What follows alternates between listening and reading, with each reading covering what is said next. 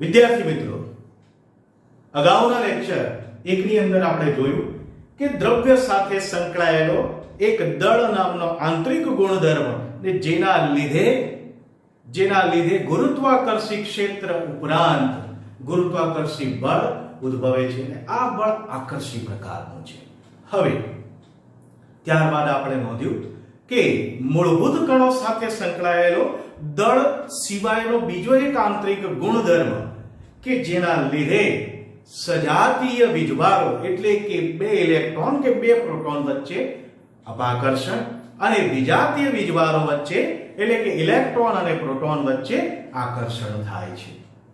આમ વીજભાર નામનો આંતરિક ગુણધર્મ જેના વિશેનો આપણે આગળ અભ્યાસ કરવાનો છે, તો એના વિશેની એનો ઇતિહાસ, આની શોધ ક્યાંથી થઈ હતી, આની શરૂઆત ક્યાંથી થઈ હતી, એનો હિસ્ટોરિકલ વ્યૂ આજે આપણે જોવાનો છે.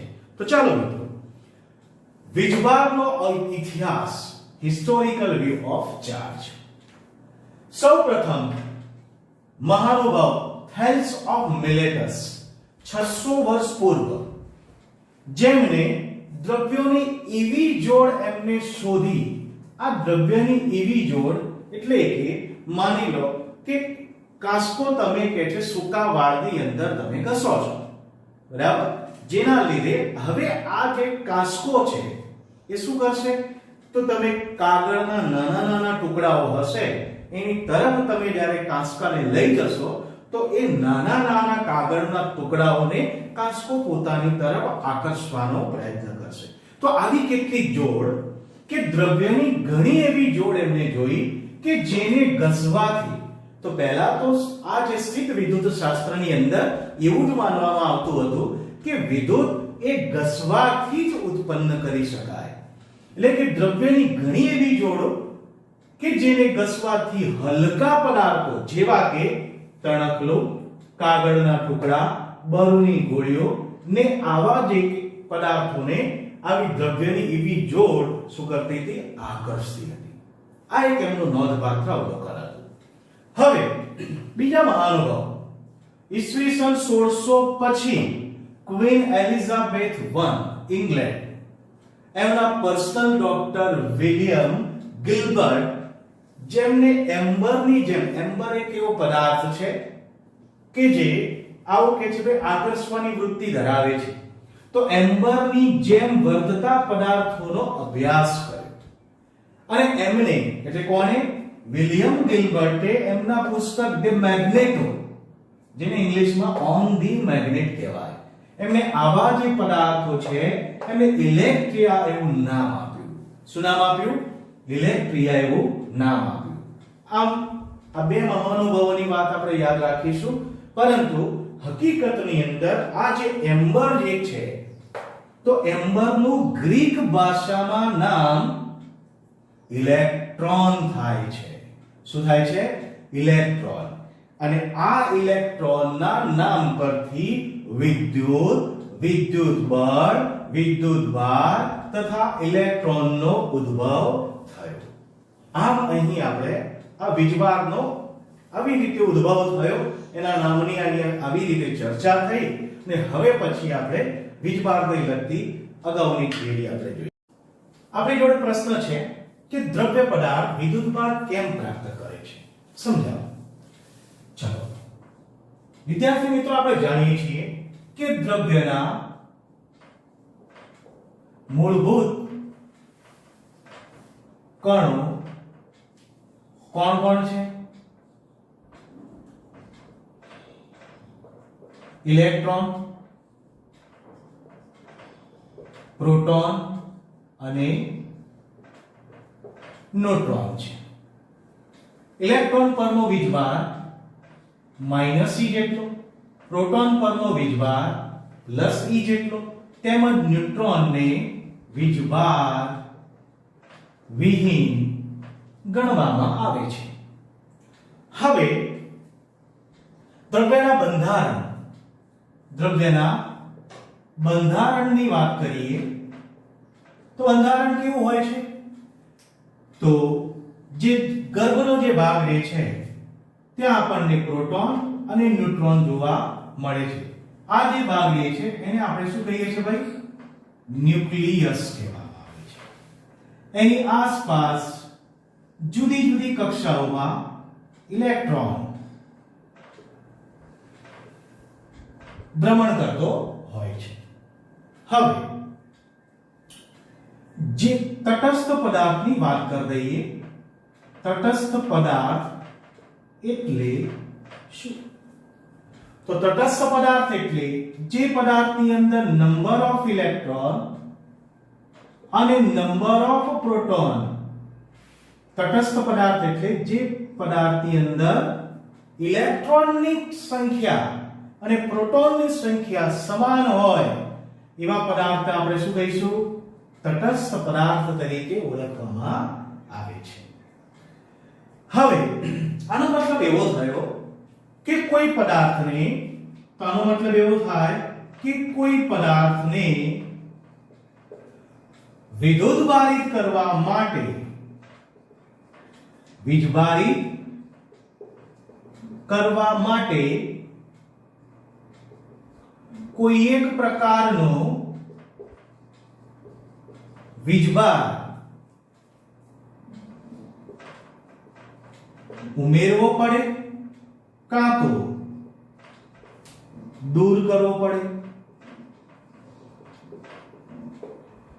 ચલો, ઉમેરવો પડે કાં તો દૂર કરવો પડે. કોને ઉમેરીશું અને કોને દૂર કરીશું? તો યાદ રાખજો, આ જે ગર્ભમાં રહેલો જે પ્રોટોન એ પ્રબળ આકર્ષી બળ કયું? સ્ટ્રોંગ ન્યુક્લિયર બળથી જકડાયેલો છે. અને આ જે ઇલેક્ટ્રોન એ પ્રોટોન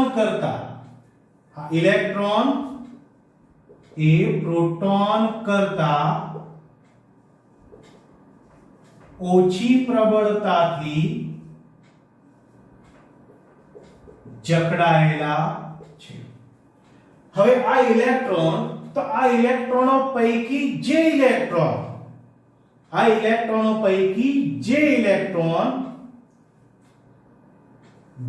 ઇલેક્ટ્રોન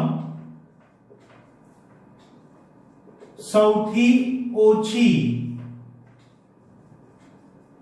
પ્રબળતાથી, એનો મતલબ કે ખૂબ જ નબળા પ્રકારના બંધનથી જકડાયેલો હશે તેની જ આપલે શક્ય છે. ધારો કે કોઈ એક m દળનો પદાર્થ આપણે ધ્યાનમાં લઈએ. આ m દળનો પદાર્થ કેવો છે? તટસ્થ છે. કેવો છે? તટસ્થ છે. તટસ્થ છે એનો મતલબ નંબર ઓફ ઇલેક્ટ્રોન અને નંબર ઓફ પ્રોટોન, મતલબ કે ઇલેક્ટ્રોન અને પ્રોટોનની સંખ્યા આ જે પદાર્થની અંદર સમાન પ્રકારે વહેંચાયેલી છે. હવે જો આ પદાર્થમાંથી કોઈ ઇલેક્ટ્રોન જો ગુમાવે, આ પદાર્થ જો ઇલેક્ટ્રોન ગુમાવે તો નવો બનતો જે પદાર્થ એની અંદર ઇલેક્ટ્રોનની સંખ્યામાં શું થશે ભાઈ? ઘટાડો થશે. ઇલેક્ટ્રોનની સંખ્યામાં ઘટાડો થાય મતલબ પ્રોટોન જે કેવો છે? ધન વિદ્યુતભારિત છે. પ્રોટોન કેવો છે? ધન વિદ્યુતભારિત છે.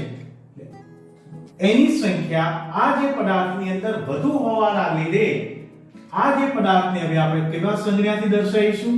તો દળ m હતું. ધારો કે પદાર્થને આપણે m તરીકે લઈએ તો એની અંદર ધન વીજભાર વધુ છે એવું દર્શાવવા માટે એના ઉપર આપણે m પ્લસ તરીકે લખીશું, જેને m પ્લસ તરીકે બોલવામાં આવે.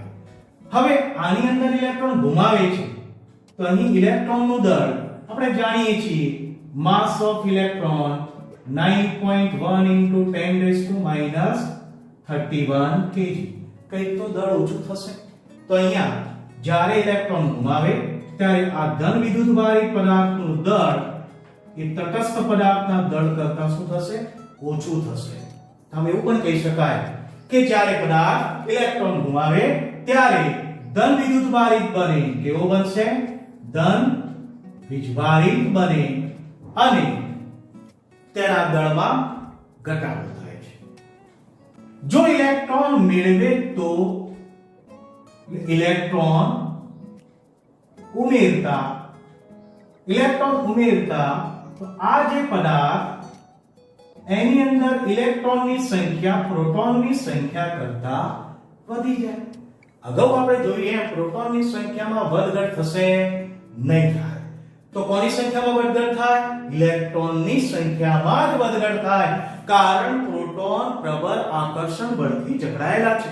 પ્રોટોનની ક્યારે આપલે થશે નહીં. હંમેશા આપલે થશે તો ઇલેક્ટ્રોનની જ આપલે શક્ય છે.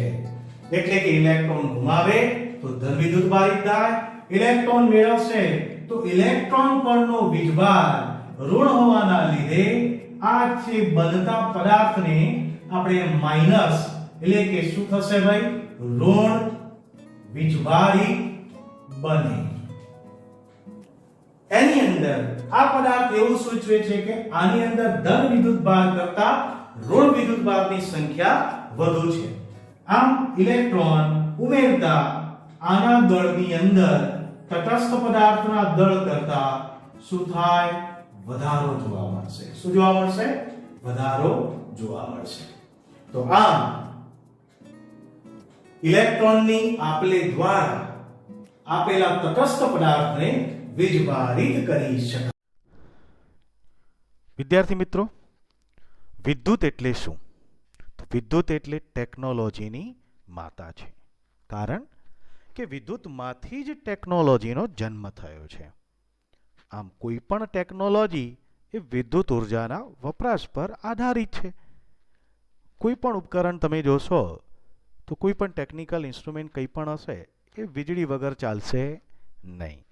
અંગ્રેજીમાં આ જે વિદ્યુતને ઇલેક્ટ્રિસિટી કહે છે.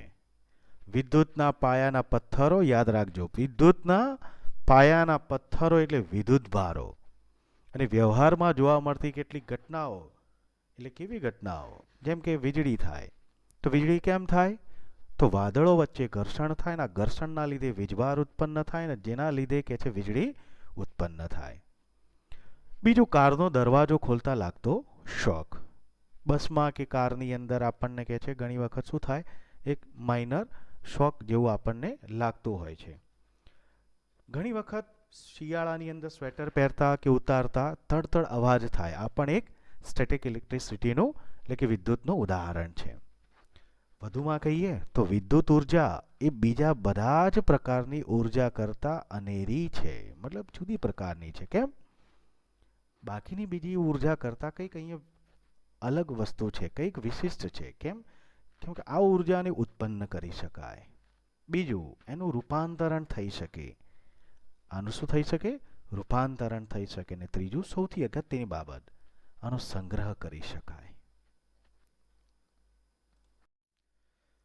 વિદ્યાર્થી મિત્રો, આપણી જોડે એક પ્રશ્ન છે કે વીજભાર શું છે? શું તે સદિશ છે કે અદિશ? તેનો એસઆઈ એકમ જણાવો.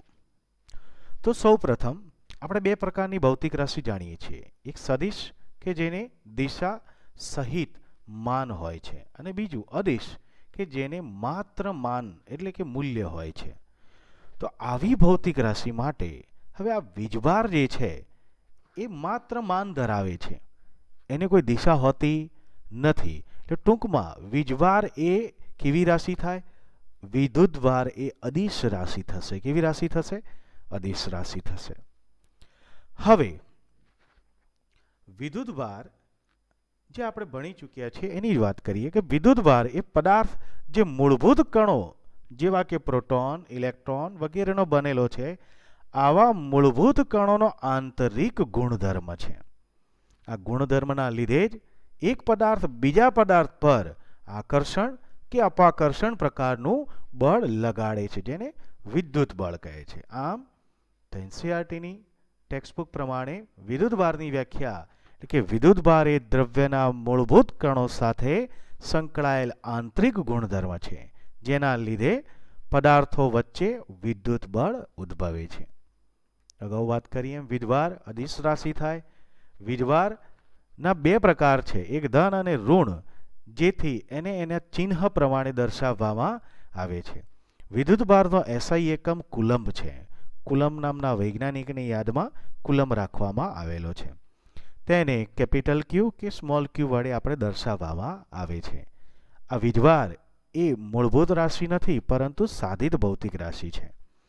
પ્રોટોન પરના વીજભારને પ્લસ ઈ તથા ઇલેક્ટ્રોન પરના વીજભારને માઇનસ ઈ વડે દર્શાવવામાં આવે છે, જ્યાં ઈનું મૂલ્ય 1.6 ઇન્ટુ 10⁻⁹ કુલમ જેટલું આપણે યાદ રાખીશું. વિદ્યાર્થી મિત્રો, હવે આપણી જોડે પ્રશ્ન છે કે પ્રાયોગિક રીતે દર્શાવો કે માત્ર બે પ્રકારના વીજભારો જ અસ્તિત્વ ધરાવે છે, અને બીજું સજાતીય વીજભારો અપાકર્ષે અને વિજાતીય વીજભારો આકર્ષે. તો ચલો આની સમજૂતી બોર્ડ ઉપર જોઈએ.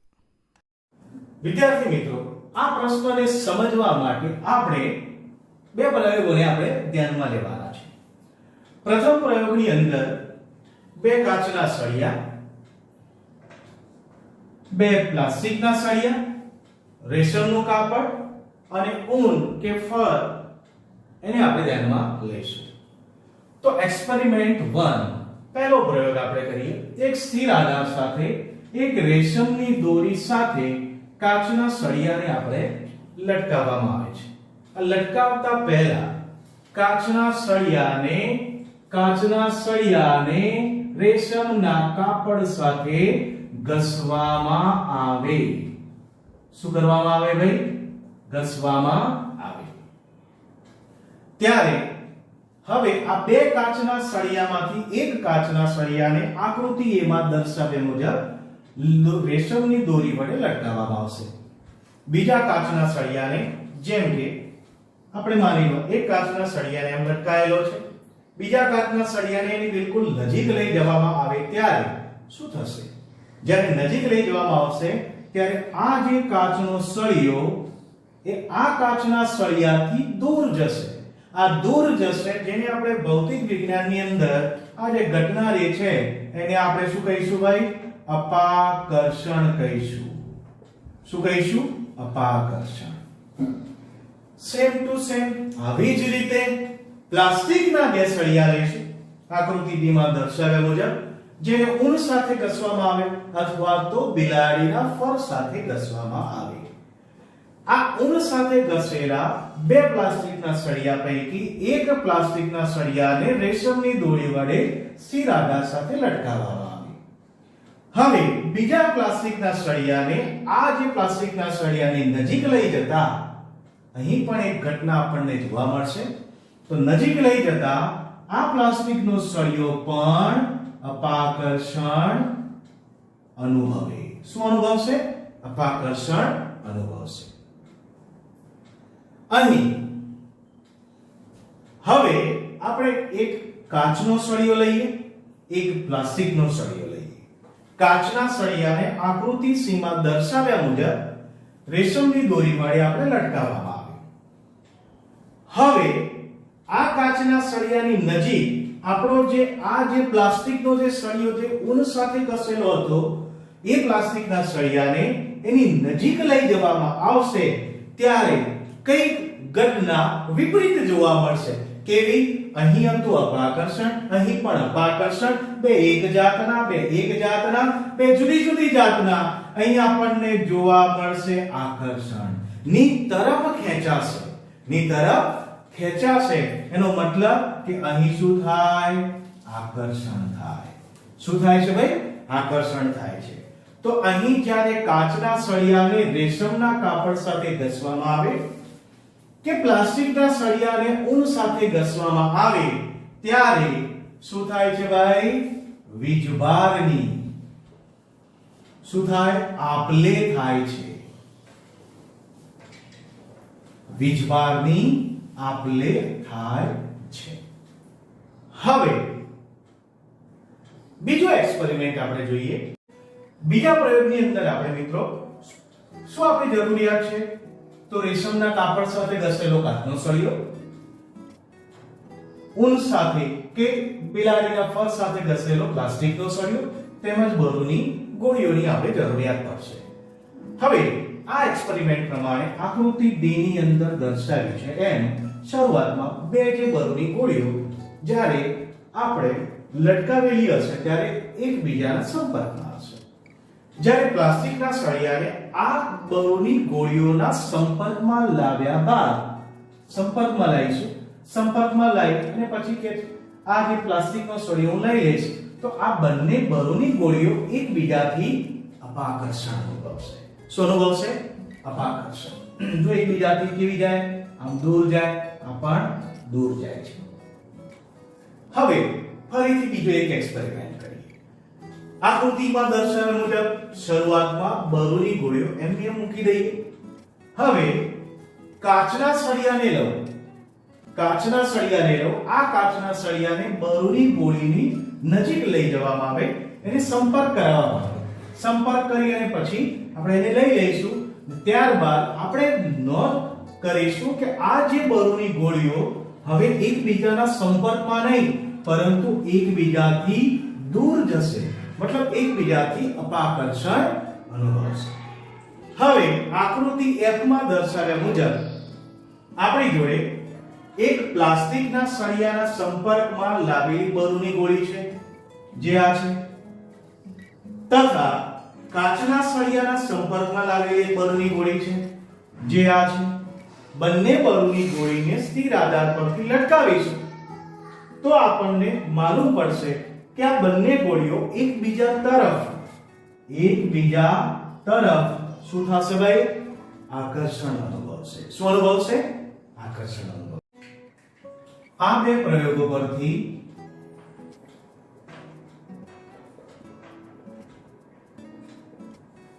શું કહી શકાય? તો એક આપણી જોડે રેશમ ના કાપડ સાથે ઘસેલો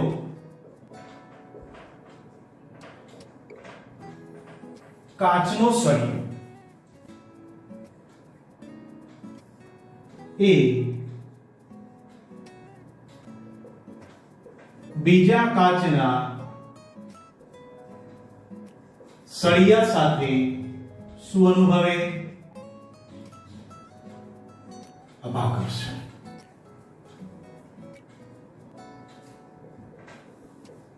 પ્લાસ્ટિકના સળિયા સાથે, પ્લાસ્ટિકનો સળિયો કોના સાથે ઘસેલો હતો ભાઈ? ઊન સાથે.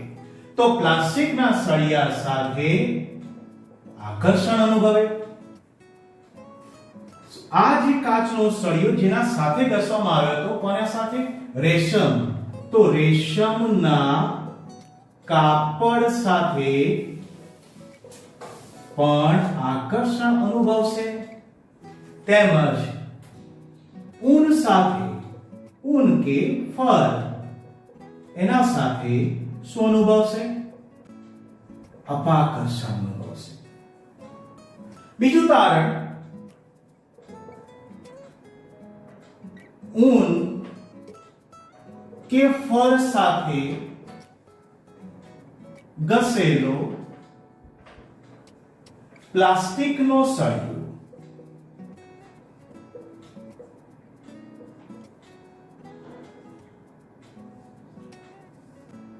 એના વિશે પણ જોઈ લઈએ. તો બીજા પ્લાસ્ટિકના સળિયા સાથે શું અનુભવશે ભાઈ?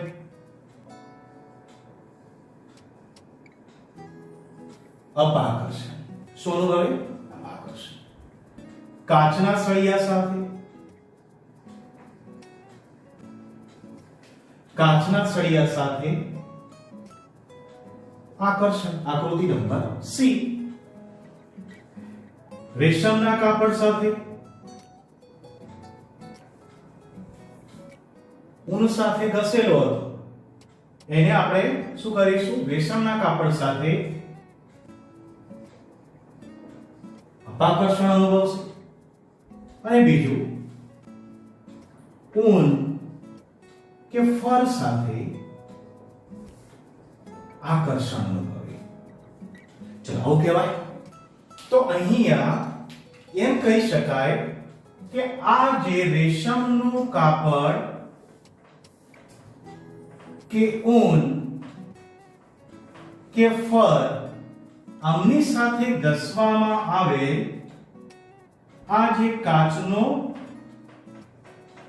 સળિયો કે પ્લાસ્ટિકનો સળિયો શું કરે છે? શું કરે છે? વીજભારની આપ-લે કરે છે. શું કરે છે? વીજભારની આપ-લે કરે છે. હવે માની લો કે ધારો કે આ જે રેશમના કાપડ સાથે ઘસેલો કાચનો સળિયો માની લો વીજભાર ઘુમાવે છે, એટલે આપણે એને ધન વિદ્યુતભારિત તરીકે આપણે એને કલ્પના કરીએ. અને રેશમનું કાપડ ઇલેક્ટ્રોન મેળવશે, આપણે એને કહીએ કે ભાઈ ઋણ વિદ્યુતભારિત થશે. આ જે પ્લાસ્ટિકનો જે સળિયો જે છે એ આના કરતા કંઈક વિપરીત હશે. આના કરતા કંઈક વિપરીત હશે કે પ્લાસ્ટિકનો સળિયો ઇલેક્ટ્રોન મેળવતો હશે અને ઊન કે ફર એ શું કરતું હશે ભાઈ? તો આ ઇલેક્ટ્રોન ઘુમાવતું હશે, જેના લીધે ઊન કે ફર ધન વિદ્યુતભારિત અને પ્લાસ્ટિકનો સળિયો ઋણ વિદ્યુતભારિત થશે. આ જે કાચનો સળિયો ને પ્લાસ્ટિકનો સળિયો બંને પરના વીજભારો કેવા થયા? જુદા જુદા થયા. તો આના પરથી એવું કહી શકાય કે બંને સળિયા પરના વીજભારો કેવા છે? જુદા પ્રકારના, એટલે કે વિરુદ્ધ પ્રકારના હોવા જોઈએ. બંને સળિયા પરના વીજભારો કેવા? જુદા પ્રકારના, એટલે કે વિરુદ્ધ પ્રકારના હોવા જોઈએ. આ જ કારણસર જ્યારે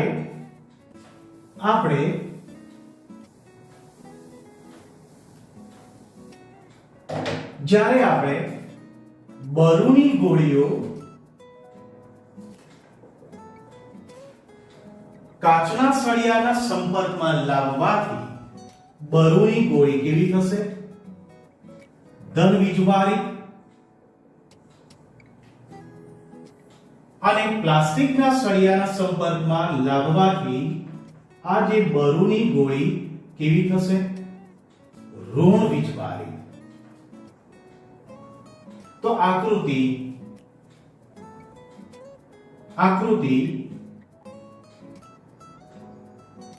ડી માં દર્શાવ્યા મુજબ આ જે પ્લાસ્ટિકના સળિયાના સંપર્કમાં આવવાથી આ બંને બરૂની ગોળી ઋણ વિદ્યુતભારિત મેળવતા એકબીજાથી શું થાય? અપાકર્ષે છે. અને આ જે આકૃતિ ઈ ની અંદર દર્શાવ્યા મુજબ બંને કે ધન વિદ્યુતભારિત બરૂની ગોળી એકબીજાથી શું કરશે ભાઈ? એ પણ અપાકર્ષણ અનુભવે છે. પરંતુ જુદા જુદા વીજભાર વાળી બરૂની ગોળી, એક આપણે લઈએ પ્લાસ્ટિકના સળિયા વાળી અને બીજી આપણે લઈશું એક કાચના સળિયા વાળી, બીજી આપણે લઈશું પ્લાસ્ટિકના સળિયા વાળી. તો આ બંને ગોળી એકબીજા પ્રત્યે શું અનુભવે? આકર્ષણ અનુભવે. એકબીજા પ્રત્યે શું અનુભવશે? આકર્ષણ અનુભવશે. એનો મતલબ કે આ ઉપરથી આપણે જે તારણ કાઢવું હોય તો પહેલું તારણ એવું નીકળશે કે બંને સળિયા પરના વીજભારો જુદા પ્રકારના, એટલે કે વિરુદ્ધ પ્રકારના છે. બીજું આપણે કહી શકાય કે સજાતીય, એટલે કે એક જ પ્રકારના વીજભાર એકબીજા પ્રત્યે, સજાતીય વીજભારો એકબીજા પ્રત્યે શું અનુભવશે? તો એકબીજા પ્રત્યે અપાકર્ષણ અનુભવે, તેમજ વિજાતીય વીજભારો એકબીજા પ્રત્યે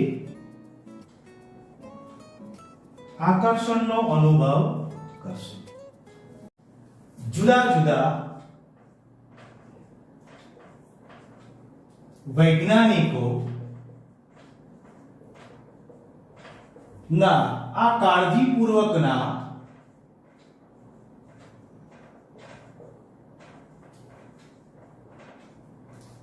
અભ્યાસ પરથી એવો નિષ્કર્ષ કાઢી શકાય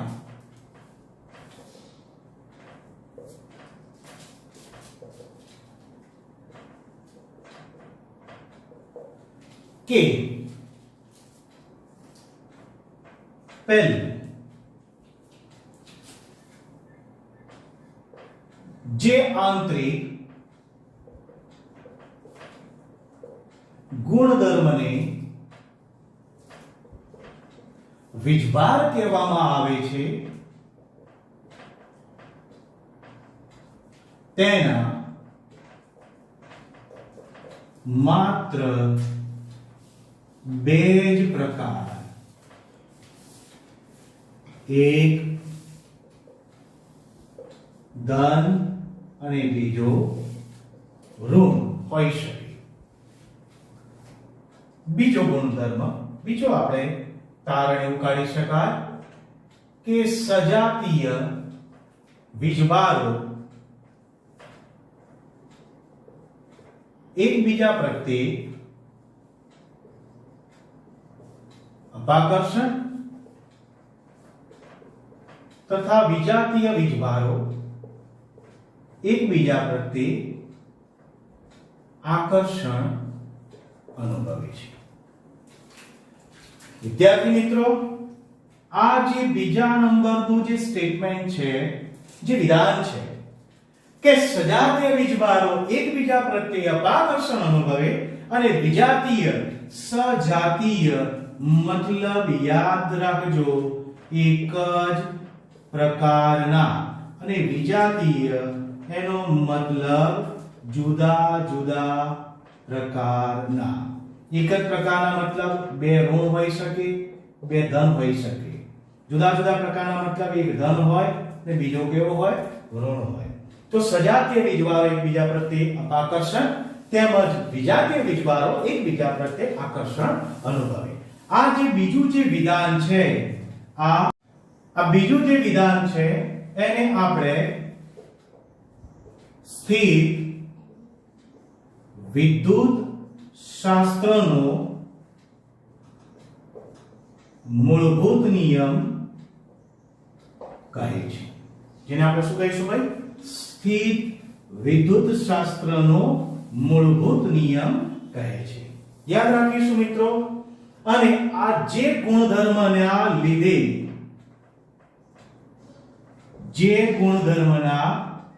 લીધે બે વીજભારોને એકબીજાથી અલગ પાડી શકાય, અલગ કરી શકાય તેને વીજભારનું ધ્રુવત્વ, જેને આપણે પોલારિટી કહે છે. યાદ રાખીશું આ વ્યાખ્યા બહુ જ અગત્યની વ્યાખ્યા છે. બીજું આ સ્થિર વિદ્યુત શાસ્ત્રનો મૂળભૂત નિયમ. તો સજાતીય વીજભાર એકબીજા પ્રત્યે અપાકર્ષણ અનુભવે અને વિજાતીય વીજભાર એકબીજા પ્રત્યે આકર્ષણ અનુભવે. આમ આ પ્રશ્નનું અહીં સમાધાન થાય છે કે પ્રથમ સ્ટેટમેન્ટ શું હતું કે વીજભારના માત્ર બે જ પ્રકાર છે. તો અહીં બે જ પ્રકાર છે, ધન અને બીજો ઋણ. અને બીજું જે વિધાન જે સાબિત કરવાનું હતું તે કે સજાતીય વીજભારો કે એક જ પ્રકારના વીજભારો એકબીજા પ્રત્યે અપાકર્ષણ અનુભવે અને વિજાતીય વીજભારો એકબીજા પ્રત્યે આકર્ષણ અનુભવે. આમ આ પ્રશ્ન અહીં આવી રીતે તૈયાર કરી શકાય.